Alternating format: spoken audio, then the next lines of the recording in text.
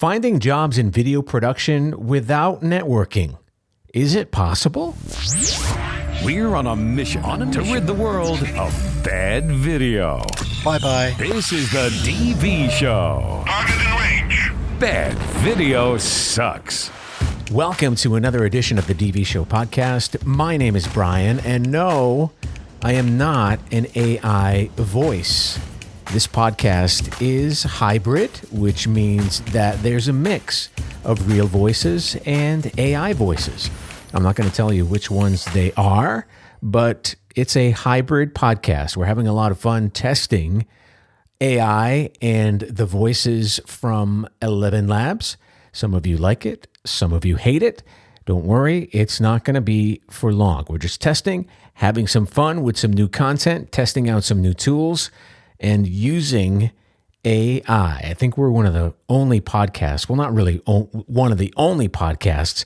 I think we're one of the podcasts that are utilizing AI a lot. And I know many of you, again, don't like it, and many of you love it.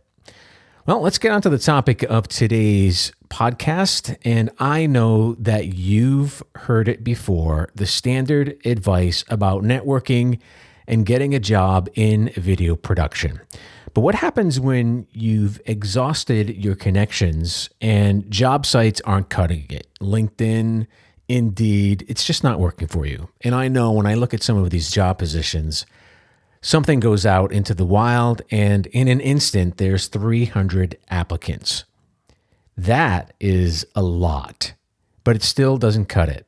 So today, Alex and Jamie are in the studio once again to explore practical strategies and tips to help you land those elusive video production gigs without having to constantly network.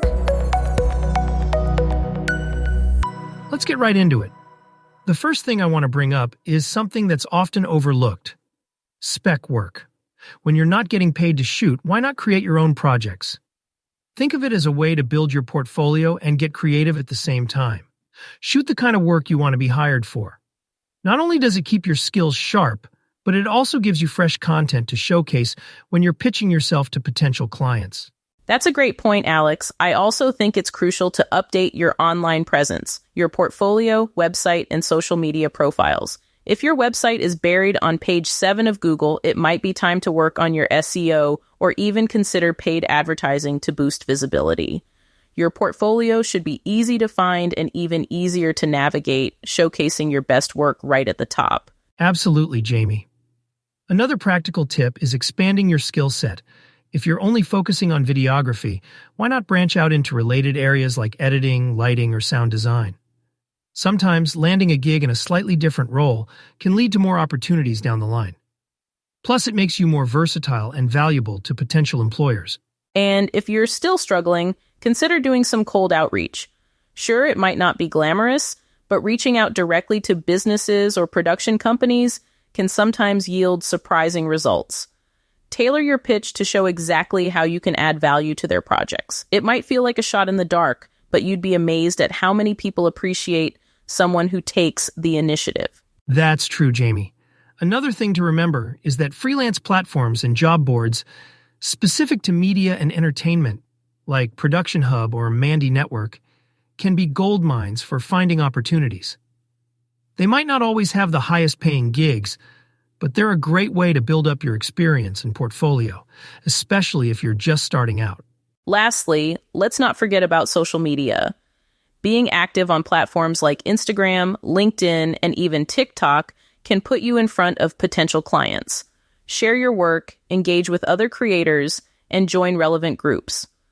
The more you put yourself out there, the more likely you are to catch someone's eye. One thing we haven't touched on yet, Jamie, is the importance of local business outreach. This might sound a bit old school, but it can be surprisingly effective. Think about the businesses in your area that might need video content. Restaurants, gyms, local events, or even nonprofits. A lot of these places might not have thought about hiring a videographer, but if you present them with a solid pitch, maybe even a short demo, they might realize the value of having professional video content. It's all about showing them what they didn't know they needed. That's a great strategy, Alex. And to add to that, sometimes offering package deals or bundled services can be a real game changer. Instead of just offering to shoot a video, you could offer a full package: concept development, shooting, editing, and even social media management. Businesses love the idea of getting everything done in one go, and it makes you stand out from others who might only offer one piece of the puzzle. Absolutely. Bundling services adds value and can help you secure more comprehensive contracts. Another idea is to collaborate with other local creatives, photographers, graphic designers, web developers. If you can form a creative collective, you can offer clients a full spectrum of services.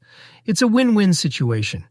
You get to work on more projects, and clients get everything they need under one roof. I love that idea, Alex.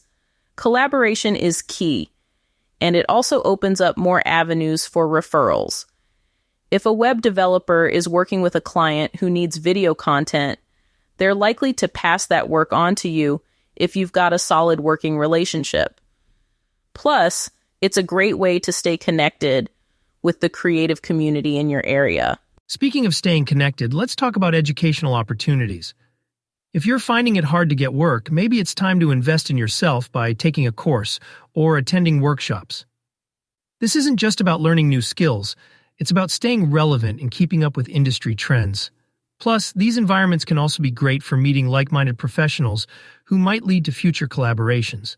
And on that note, don't forget the power of content creation for yourself. If jobs aren't coming in, use that time to build your personal brand.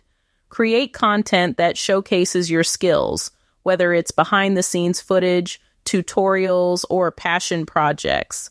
The more you put out there, the more you establish yourself as an authority in your niche, which can attract potential clients.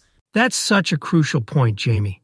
Your personal brand is everything, especially in a field as competitive as video production. And don't be afraid to share your journey. Talk about the challenges you face, the lessons you've learned, and the successes you've had. People connect with authenticity, and if they see you're passionate and dedicated, they'll be more likely to want to work with you. Exactly, Alex. And one last piece of advice I'd like to offer is to stay persistent. The video production industry can be tough, especially when it feels like opportunities are drying up. But remember, every lull is an opportunity to regroup, refine your skills, and prepare for the next wave of work. Stay patient, keep hustling, and don't be discouraged by setbacks. Well said, Jamie. Persistence is key. And with that, we're going to wrap up this episode. We hope you found some value in today's discussion and that you're leaving with some new ideas on how to find work in video production without relying on traditional networking. Thanks for tuning in, everyone. If you have any more questions or topics you want us to cover, don't hesitate to reach out on our social media channels. We're here to help you navigate the ups and downs of the video production world. Until next time, keep creating, and we'll catch you on the next episode of The DV Show. Take care, everyone, and keep those cameras rolling. Well, that does it for another edition of the DV Show podcast. We're always available to answer your questions related to video production. Feel free to talk to us right now. Simply visit our website at thedvshow.com. Click on the red Ask Us button at the bottom right-hand corner of every page and press Submit.